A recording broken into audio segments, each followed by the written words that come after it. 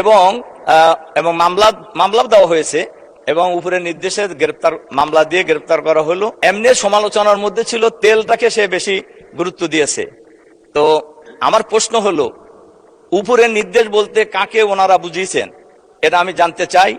আর এর সাথে সাথে আমি মাননীয় স্পিকারের মাধ্যমে সরকারের কাছে আহ্বান জানাতে চাই, আজকের অফিস টাইমের মধ্যেই ওই নারীকে মুক্তি দিতে হবে এবং অফিস টাইমের মধ্যেই এই মামলাও প্রত্যাহার করে নিতে হবে।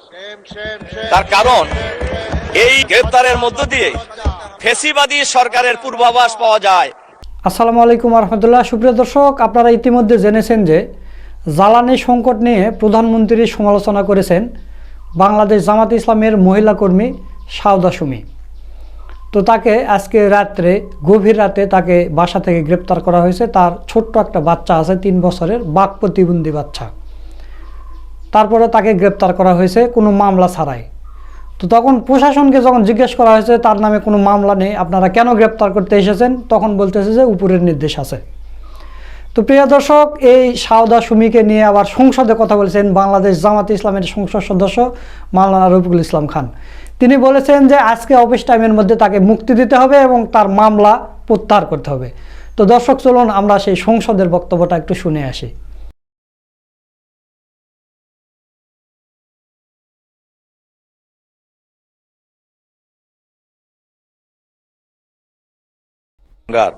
জনগণকেও ধন্যবাদ জানাচ্ছি এখানে কথা বলার সুযোগ দেওয়ার ব্যবস্থা করার জন্য।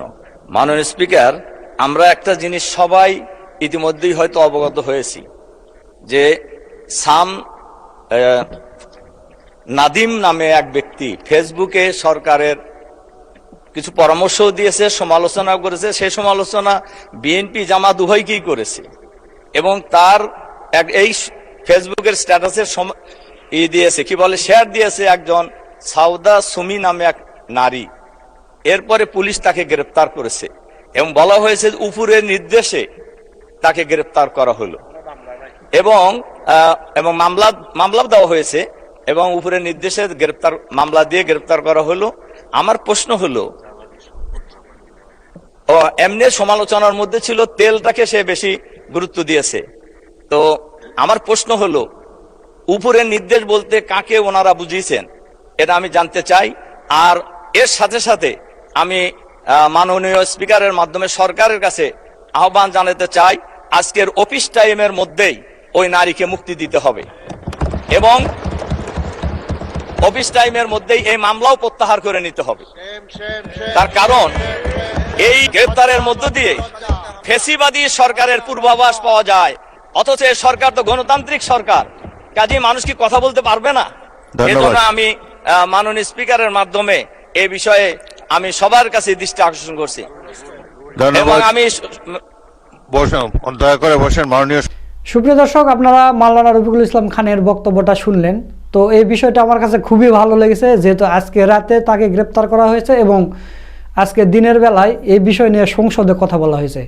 আপনারা জানেন যে গ্রেপ্তারের পর থেকে পুরা সোশ্যাল মিডিয়া তোলপাড় হয়ে গেছে, যে তারেক রহমান নিজেই বলেছে যে আমার কার্টুন বানিয়ে আপনারা আমার সমালোচনা করুন, আমি কিছুই বলবো না। অথচ দেখা যাচ্ছে যে কোনো কিছুই বলা যাচ্ছে না, কিছু বললেই তাকে গ্রেপ্তার করা হচ্ছে। মানে হাসিনার আমলে যেরকম হতো, হাসিনার বিরুদ্ধে, সরকারের বিরুদ্ধে অথবা শেখ মুজিবের বিরুদ্ধে কেউ যদি ফেসবুকে কোনো পোস্ট লেখে, বাংলাদেশে থাকলে তো তার গ্রেপ্তার, বিদেশে থাকলেও তার নামে ব্যবস্থা নেওয়া হতো।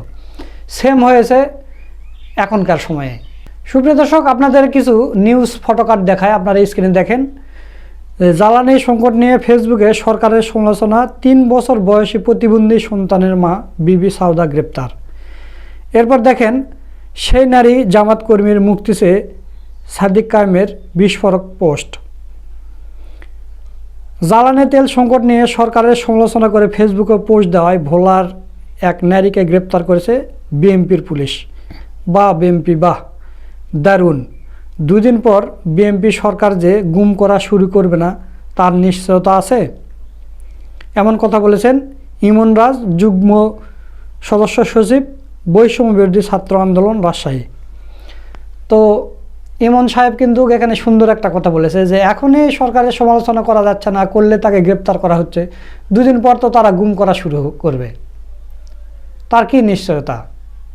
ফেসবুক পোস্ট সরকারের সমালোচনা করতে পারে, এটা নাগরিক অধিকার, যে কেউ করতে পারে। তাই বলে কি তাকে গ্রেপ্তার করতে হবে গভীর রাত্রে কোনো মামলা ছাড়া? বলতেছে উপরের নির্দেশ। উপরের নির্দেশ এটা কি হাসিনার আমল চলতেছে যে উপরের নির্দেশ এরকম করে করে আপনারা রাতের বেলা গ্রেপ্তার করে নিয়ে যাবেন? এরপর আর একটা জিনিস দেখেন, আজকে 7 তারিখ, গতকালকে নিষিদ্ধ ছাত্রলীগের ইডেন কলেজ শাখার সভাপতি তামান্নার জামিন হয়েছে গতকালকে। তামান্নাকে আপনারা সবাই চেনেন। আর ভোলায় ঊর্ধ্বতনের নির্দেশে 3 বছরের প্রতিবন্ধীর মা গ্রেপ্তার। তাহলে দেখেন, একদিকে ছাত্রলীগের নেতাকর্মী, মানে ছাত্রলীগ তো নিষিদ্ধ, তাদের নেতাকর্মীদের জামিন হয়ে যাচ্ছে, অপরদিকে সরকারের সমালোচনা করার কারণে মহিলাদেরকে গভীর রাতে বাসা থেকে গ্রেপ্তার করা হচ্ছে। সমালোচনা সহ্য করতে পারতেছে না। আপনাদের অনেক কিছু সহ্য করতে হবে, আপনাদের ধৈর্য ধরে থাকতে হবে যদি আপনারা ক্ষমতায় থাকতে চান। না হলে কিন্তু হাসিনা আপনার সাথে অনেক শক্তিশালী সরকার ছিল, তারপর তাকে পালিয়ে যেতে হয়েছে। শুধু কি এই মহিলা কর্মী সাউদা সুমিকে গ্রেপ্তার করা হয়েছে? না, এর আগে আমরা অনেক দেখেছি, এই 1-1.5 মাসের মধ্যে অনেককেই গ্রেপ্তার করা হয়েছে। আপনারা স্ক্রিনে দেখেন যে প্রধানমন্ত্রীকে নিয়ে ফেসবুক আপত্তিকর পোস্ট, যুবক গ্রেপ্তার। এটা হচ্ছে 3 তারিখের নিউজ। এরপর দেখেন, প্রধানমন্ত্রী তারেক রহমানকে নিয়ে ফেসবুকে আপত্তিকর পোস্ট করায় ময়মনসিংহের মুক্তাগাছার আইজুল হক নামে এক জামাত কর্মীকে গ্রেপ্তার করেছে পুলিশ। তো দেখেন, একের পর এক এরকম কিন্তু গ্রেপ্তার হয়ে আসতেছে, কিন্তু মানুষ প্রতিবাদ করেনি। যখন একজন মহিলা কর্মীকে গ্রেপ্তার করেছে, এখন কিন্তু গোটা বাংলাদেশ ফুঁসে উঠেছে। আপনি ফেসবুকে ঢুকতে পারবেন না, সবাই এটা নিয়ে প্রতিবাদ করতেছে। তো প্রিয় দর্শক, বাংলাদেশ জামাতে ইসলামীর মহিলা বিভাগ থেকে সরকারকে আলটিমেটাম দেওয়া হয়েছে, আজকের দিনের মধ্যে যদি সাউদা সুমিকে যদি ছেড়ে দেওয়া না হয়, তাকে যদি মুক্তি না দেওয়া হয়, তাহলে কিন্তু মহিলা জামাত কর্মীরা কঠোর আন্দোলনে যাবে এবং সরকারের পতন করে ছাড়বে, এরকম হুঁশিয়ার দিয়েছে। যে আপনাদের প্রভু হওয়ার খায়েশ জেগেছে। আপনারা ডক্টর পুষ্পিতাকে চেনেন, পুষ্পিতা কি লেগেছে ফেসবুকে আপনারা একটু দেখেন। প্রভু হওয়ার খায়েশ পূরণ হবে না। যারা ক্ষমতা পেয়ে প্রভু হতে চায় তারা অতীত থেকে শিক্ষা নেয়নি, নিবেও না। কিন্তু ললাটের লিখন তো আর খাওয়ানো যায় না। রাজনীতি করতে এসে, দেশ চালানোর দায়িত্ব নিতে এসে যদি প্রভু হওয়ার ইচ্ছা জাগে, তাহলে নিশ্চিতভাবে পরিণতি হাসিনার মতোই হবে। এটাই প্রভুদের ললাটের লিখন। সমালোচনার জন্য আটক করার মতো অসভ্যতা বন্ধ করুন। নারীদের উপর নিপীড়নের দুঃসাহস দেখাবেন না।